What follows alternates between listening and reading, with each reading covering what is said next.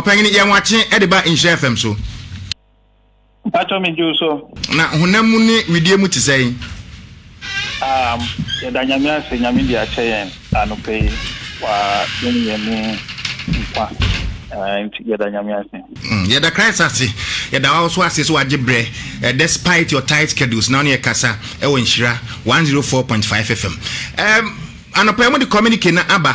Say friendly matches mienu anka mo de to o say Kagana. Ye bo ne dia prepare ho ne dia kwakohia Sudan for the CAN qualifier no Equatorial Guinea for ayom ho afrim. The plan B ni say midasi current situation in the world with the COVID no a very fluid situation in the Ebiana we were permission say we be a situation no sitan abaya ono so share countries no so no ono so besisa metatis no so that you be bought nipa onkwa nti Equatorial Guinea ho no omo de na asisa kakra nti omo rules no so asisa nti omo ma yenya information say omo borders no omo close and omo tight omo restrictions no kakra because almost situation na asisa nti yenya information no first idea ebe from abani say yenya your best Ghana for nya say situation no say na yanya in there no nyama local positive aban restrictions ye dumu maye no yenya your baby protocols no so na no mess no sisa yes idea and freedoms na yenya back no na ebia na yakota itemo nti that's the first thing. Second thing is immediately no we set in motion alternative plans countries no be announce or modie earlier ye no yetu ye bosa answer ya announce to the extent say mo media for the ebikra pick information or mali say ye de omo bo na ye announce ye because na kita ho no say yes say bibia ato ye answer ya be announce because baby I kobo no kra no on say your players no nya wo Europe and travel abe issue. It's a big issue. I say teams no okofa country bi na omumpe a na protocols no wo ho anase na COVID no wo ho na unhwe players no kra no nya nti Europe no on take your more restrictions and na players no beba no ma ba training camp no abebo ye too matches no coaches na show me ya prepare for game medal name qualifier no na omwata ko mo team a affect yan players no nti na ye fa take you no nti every day no you think it has to match beba so you benya dia ye hwehwe no na players no so ho atomo omo teams no so would accept yeah fine na omo akobo nti eno nso ka ho na ye fa mali na ya san fa Equatorial Guinea na ye di omo edi nkitewa na omo situation na chika nti right now no there are a number of teams are almost were around the same area almost revenue na almost teams be able nti chana ya kanu ye share arrange the second match no so that yebenya that period na FIFA hye no yebe use no fully na your coaches no onzo mo ye new coaches for the national team no mwanya time ama team no omeshe players no na mwansa show mutatis na dia yedebekwa akoshia Sudan because on say travel restriction in the Ukobo these days you may not get the players a longer time to me because players no be free country be or mobile. He says easy to say time restriction you know and they offer play now say connect we do but these days no countries no be wo kra want to go for kra nti travel arrangement is very key bibia ya bobo hunsa so that the players will come na coaches na show then they can go back to easily normal team because with we want all the players to gain selection on clubs when they are playing. So you don't want to do something that will affect the player. Alternative plans. Okay, for Nhyira 104.5 FM Suni, you need the General Secretary of the Ghana Football Association, Prosper Harrisonado Esquire, and Ekasa. Prosper, my memory way in England, football ever back no, or more broader consultation with the Premiership class. I had also so Yadebabaki GFA school and GFA as a body. Yes, you consult the 18 Premiership clubs, extensively for their input and What me I can say in bringing back football, you need more than the Premiership clubs. We are talking about the entire Ghana football ecosystem. So you're talking about Premier League, you're talking about Division 1 League, Women's League, RFAs, referees, match commissioners, all the stakeholders and then you're also talking about your engagement with the COVID task force or response team for Abine Ministry of Youth and Sports Authority, and all the people who come together and yet to me bobo. And into COVID stakeholder engagements in the course will be from beginning. I can't say on the 16th of March, we can say we've suspended all competitions based on the 15th the directives because of COVID-19. Since then, we've been consulting to the extent say at a point because of the restrictions in numbers our initial plan was to even group teams and then play it behind closed doors. Our plan of football against COVID. First plan, we send that to clubs, input, update, demand paying for. But all along, we're not doing it paying for the stakeholders. Country, the way we've managed the COVID,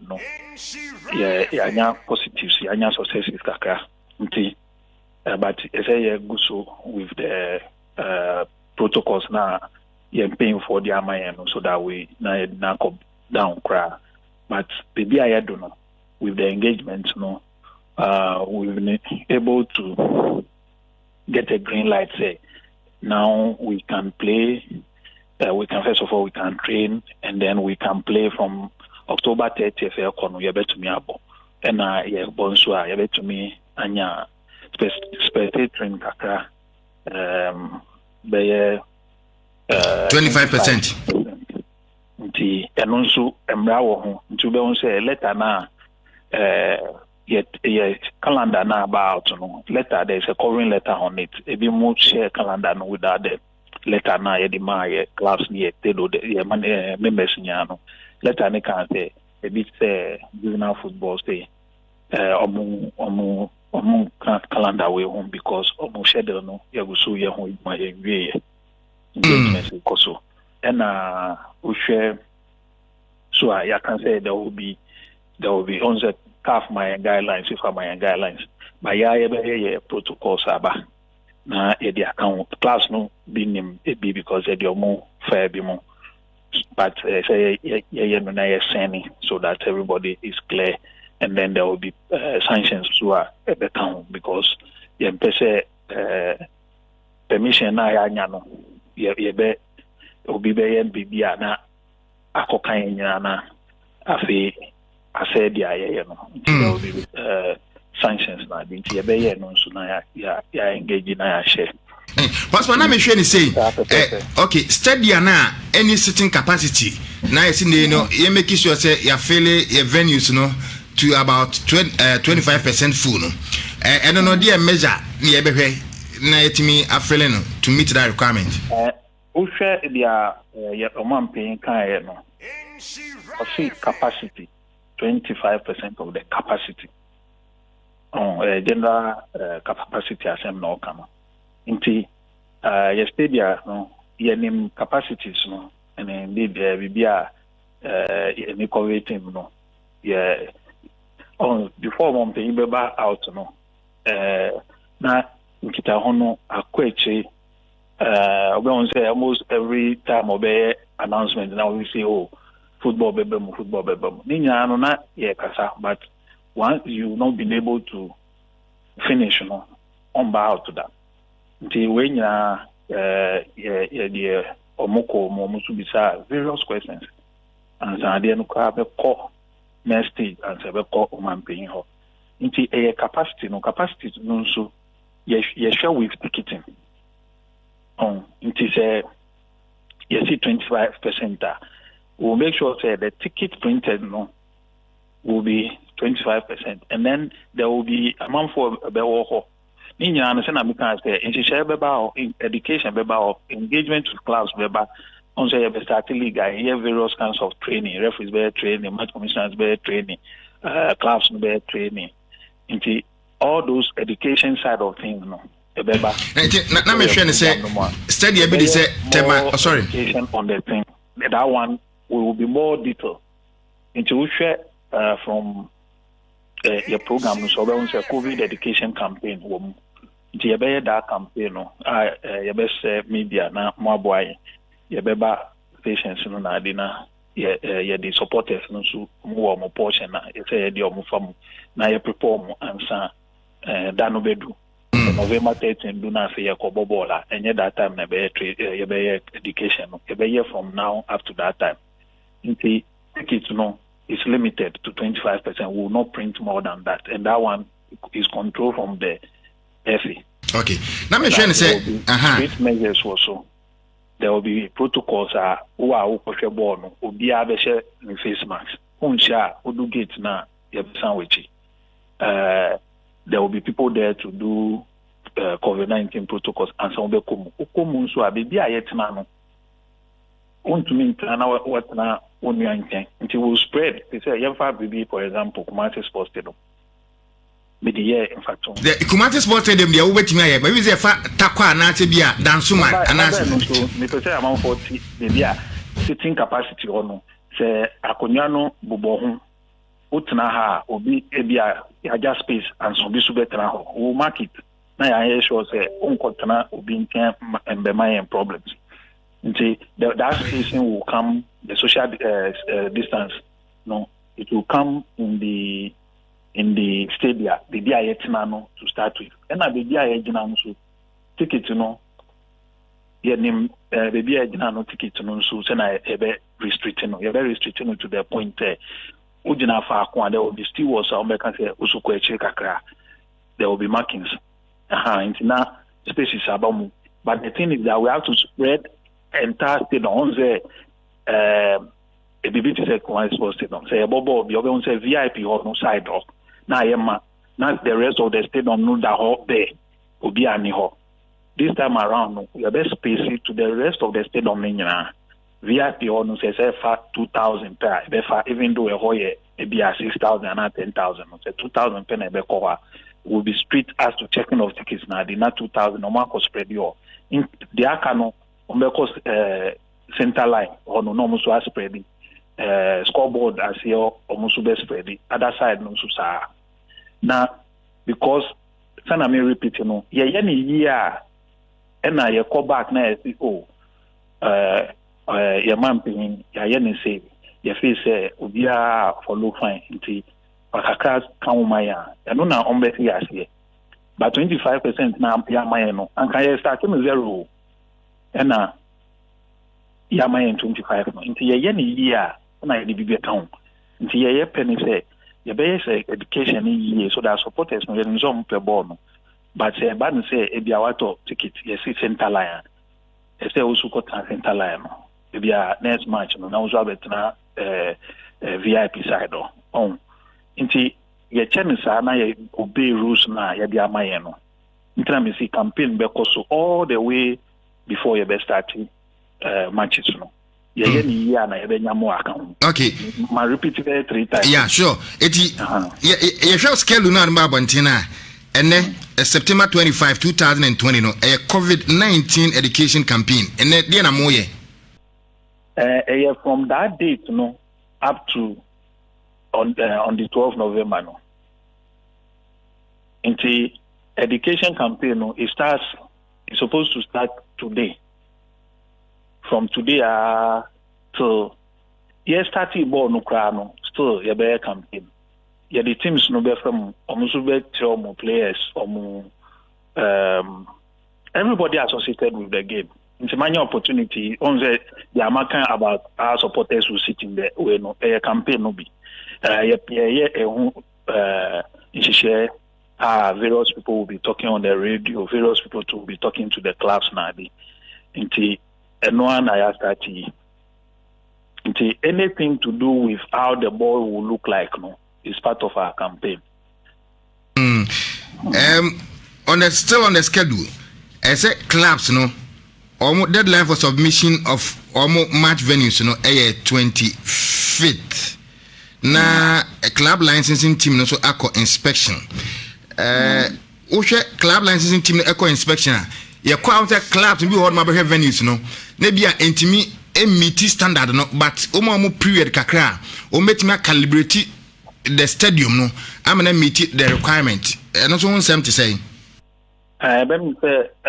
this week on Tuesday club licensing board no share online with all the Premier League clubs at 3:00 let me say so the women's football for no so presentation more bizarre questions as to all these issues no and Division 1 phones you're Wednesday, Zone 1, you're media, Zone 2, and Zone 3. And the Omunia Afemo, but for the benefit of the public, no. First of all, no. Right now, no, Obia Nim Sena Club license, be last year. Into Obia Nim expectations, no. Into and yes, I would train my. You can say we no know yet, and some can say po nechi afena me kodo baby omuba once no be inspection now if you don't meet it no they will make their decision omu decision no your club licensing appeal now wako appeal for transfer no so face decision I taken and no in the club licensing rules no your alternative venue either you give us an alternative venue I approve and I say then the FA will give you a venue. The option you would be first. You have data as all the alternative venue number. On to me and the FA do better baby say it's possible for you to go and play there because we can't wait for one club forever. Until right now no from now to inspection no I said they are no warmer club and for communities no sometimes no club no tia say be community in football no njem see omo kan che ya nkan ye be kwa kodo ho ye be cement be support ye be we be ye na nkan ya bobo no wo ye community no into the message to all the communities me say this is the time you need to help your club so one person club no you know free community. This is the time. Muamunim stadium no dada. Last year, FA last 2 years, FA club license mu. So only say mu in a perimeter no a portion be say. This is the time. So boa community club no mu ye. So we didn't be BSM mu ye water anything na ebe boana. Your club will get the club licensing board approval. What more bobo wo na why and science special na battle. And yes, idea. This year, you need to go back and forth. Oh, your co-post names into a microtisa.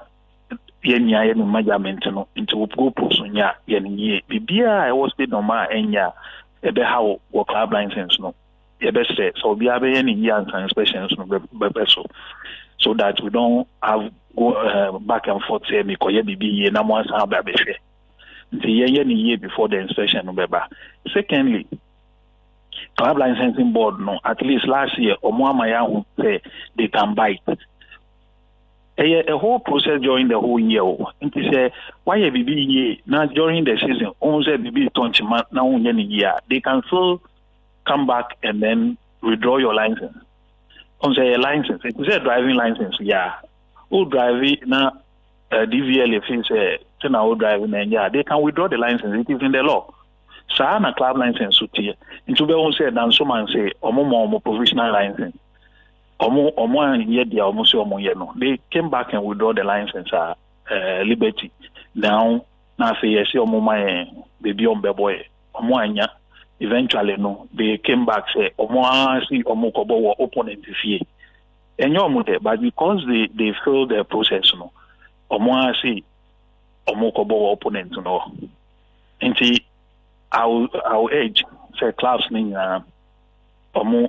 the time to work on the club licensing.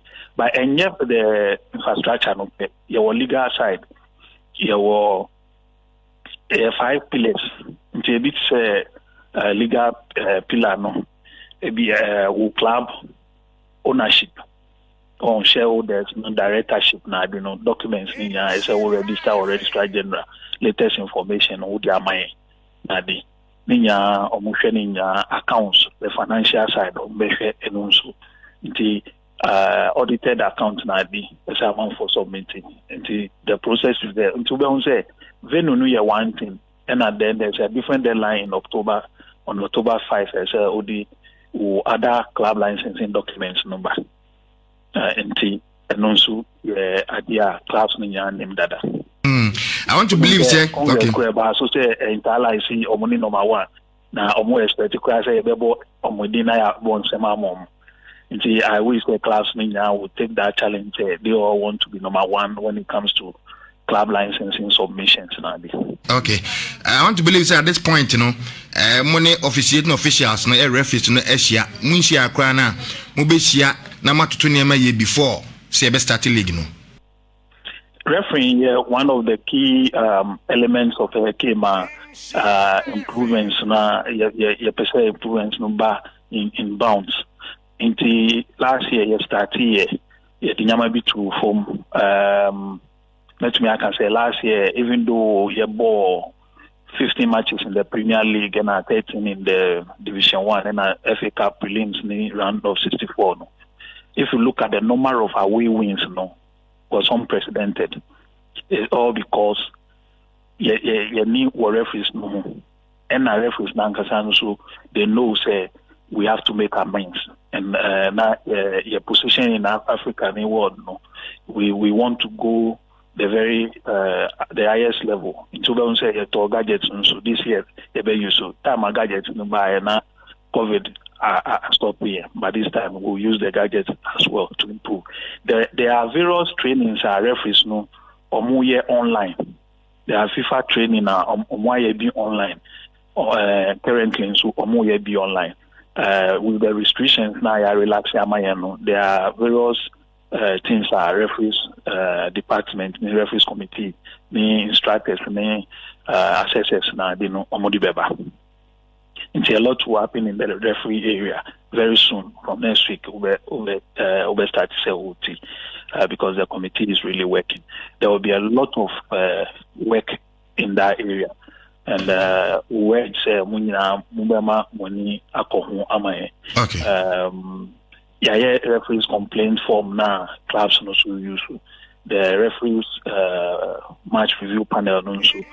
The form no very straight to the point. It says 35th minute na BBS now I show no simple come on so that we go straight to that side of the tape na decision about them. Sometimes no one who will be now at show a whole narration or complaining about a particular time but on my time no cry referee we are no yemfanye juma. Okay. We say 25th minutes incident we see man here me say more review. Now I come out, but also referee you have me. Nobody can sit down and look at all the matches now from first minute to the end. And the better. Sure. All these things are to improve the game. There will be a lot in the referee area. From next week, you will begin to see them. But currently, they are doing some courses online. Okay. Now, COVID-19 test. Actors and i.e. club officials, technical team, players, referees. COVID-19 test no ye be ba out nti me pese me can who assense yeah, because we are working with the COVID. But we are scheduled now in instant we will come back on the me can say schedule no page 2 page 1 no you can say we will come out in another communique with the protocols and the regulations on COVID-19 or in the letter. Yeah. When we come out, you see all the protocols and all the things we'll do in the COVID-19 area now, woman. And we'll be working with the presidential COVID-19 task force on that. I don't want to go ahead of the IBEWA document about then we can discuss it. Okay. But there are a lot of protocols now there here before we start the game. And I can say there will be even sanctions. Oh, okay. Now, Obibeka say, Prosper, analysis expose say a tremundada.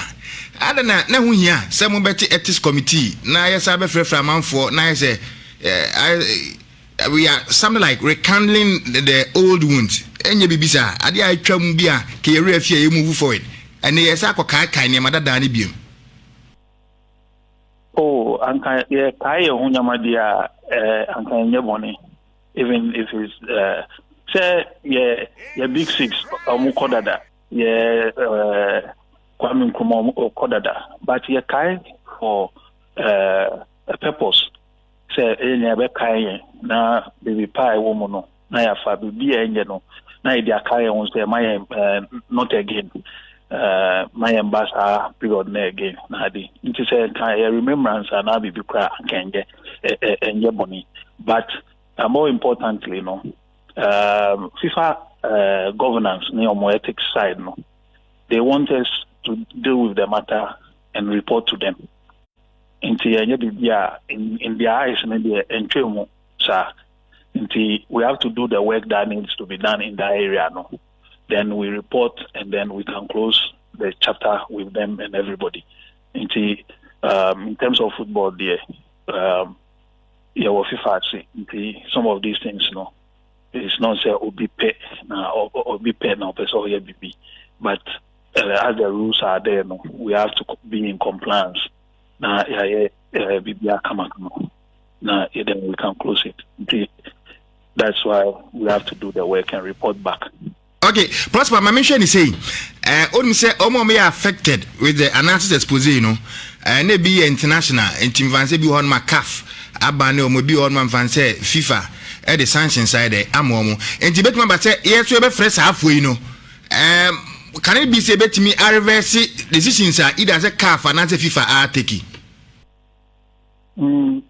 PJ so far yen free obi a FIFA abane no and CAF abane no there mean to me can one center sir so far we say yen free obi a CAF abane no and FIFA abane no but say they were captured. Na musu magini nyina no tibia say mo ye ni batches. PJ, me repeat me one. They see so far obi a FIFA abane no ana FIFA di ni anasem. And obi a CAF di na asem dada. Ye mfre omobia. Menim say it's an issue about every website ya cho obi su tra ebia no na afi na why in a design account no enye na head account ntineke say omo a ye di o masem dada de enya dem be frɛ omo de mo lawyer for mo friend say bia rest extenter no bi na e be hwe yes say CAF adu asem FIFA adu asem ethics committee in Ghana will not call you on the same facts no. Oh, okay. Then the technical director you said na say I say must settle on Bernard Lippet. Da bena ye announce ya na ye hu adwuma. PJ Manju question here. Technical director. The search my ya you know. Ye na say ya settle on Bernard Lippet. Na da bena ye announce no wa na adwuma center mo say zimre ni ho. PJ on say wa ni a ubre. I say bebre oba ebe hunu bo Bernard Lippet oba ebe bo And they been informal committee no. And they been informal committee in decision. Ma mo de selecting no. PJ, ya can say decision no beba. We'll publish it, and then we'll take it from there. Until right now, one guy's why decision will be something watch media. Me to me, ya no PJ. Oh, someone you can buy it. So we see why a decision now will be something watch them. Grapevine source from the FVD I've said I can't challenge people's opinion and then I can't answer people's opinion. Until train not decision number then announcement and I say naming no. They say so decision bar say Ntemara na ya trauma stakeholders ya there to GFA website. And no idea say eba epe unyabi. Obiya nyabi Ghana for nyami say Facebook na man for nya share season dates no. Because we make it available to everybody. Into all the horses. Okay. All right. Now FIFA COVID Relief Fund no so process of accountability say yeah, accountability no before the second one will be back in January. Until clubs no be cancel how tedious it is answer ubenya portion the there are various documents ube fili omunya fili commitments we will signing now can say you'll be rules name a woman you abide by all the rules na inkan kra ube chair the audit can be need the need for the money no and the use for the money no ube chair the class no be can say any RFA me into that so kra chair yen because which will letter number and our form no one year it will be sent back to you now why any year and na you beg gada na they are feeling FIFA form a huge form what they feeling now the documents in your attach I report no akoma FIFA for both in bad year no and solidarity general year no 500 no the core no muji to one and second one beba and I mean must say me no so that we will not lose any portion of the second one. I did that the became one problem na no nti na first one ya no ya to your book ya chair stakeholders no okay na ya say prosper we also comply fine okay for high Nhyira 104.5 yene prosper Arsenal Esquire ene kasa we general secretary Edema Ghana Football Association prosper wo ka we the FIFA COVID-19 relief fund ma mimisa ansana mo be suspend Churchman City no na mo di kan de omo share na mo omo ana mpacho dabi anje omo ho yes wa entine ya clubs no amanfo be che omo venues e de other requirement e be ba no munyanko congress enko ka se be a suspension no mo ye permanent anase be a mo left no almost we provide sa venues ne niema na other members ni na providing bia na mpacho davi like I say as a start ye be 47 division 1 league mpacho sa pepe on say suspension no ye will be a no consequence of suspension ya suspension Inti say enra kra no yenya letter from FIFA say members no back FIFA bureau no inti FIFA executive council no suspend yom inti immediately unya sa letter na assuming say anka 2 friendly matches na ye koboy say anka ye di sa member no na ye koboa straight away you desist from dealing with the member until omube baba no they are suspended member unto me in India BB until the suspension will be lifted and now further decision will be taken. Maybe I will come back to the suspending on our Kobisano. You better Congress before I start league on November 13. You share Congress date here, I can't talk on that. Like I said, Churchman City this season the Omunka crowd. As at today, assembly met me account. As at in the they are suspended member until they lose all rights until say a further decision will come. Wow. Too bad for our brother. But you any day. Mu taking over from normalization committee, you know. Adeba kona Ghana for person and he say mode corporate governance. Juma. So far, much me I do saying. PJ, a long process. We've taken the challenge. First of all, no, records at the Registrar General's Department. Until you have to, if you are a company, no, your annual returns, your number, which is some address, I say, we call updating, auditors, they say, we call updating. Until those things, no, now issues kaka. In fact, now we were not in good standing. Until we had to go and quickly update your address, your executive committee. They are like a board for understanding the use for people are used to board the executive committee for normal details. You can update names na work on. You sure say names issues na ba hono. You update here no, you update class no, so ubekaya trauma class no say we want to update that side of our records no na your papa. We update. It is sad to say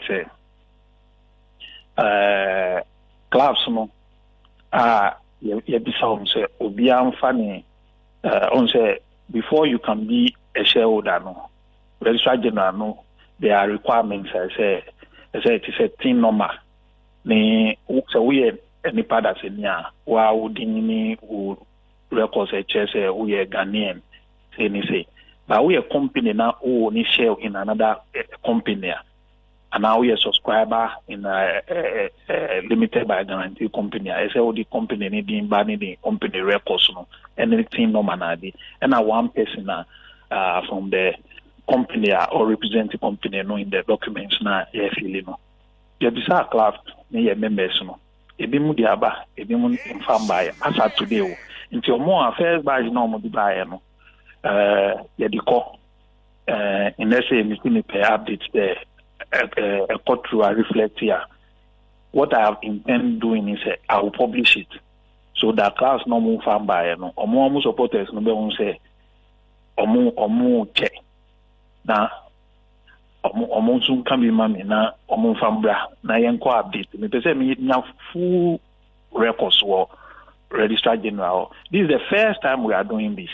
Intimidating say challenging maybe more, but some of the clubs no documents that club licensing what the same documents no modi. I don't know why check also, but kakaka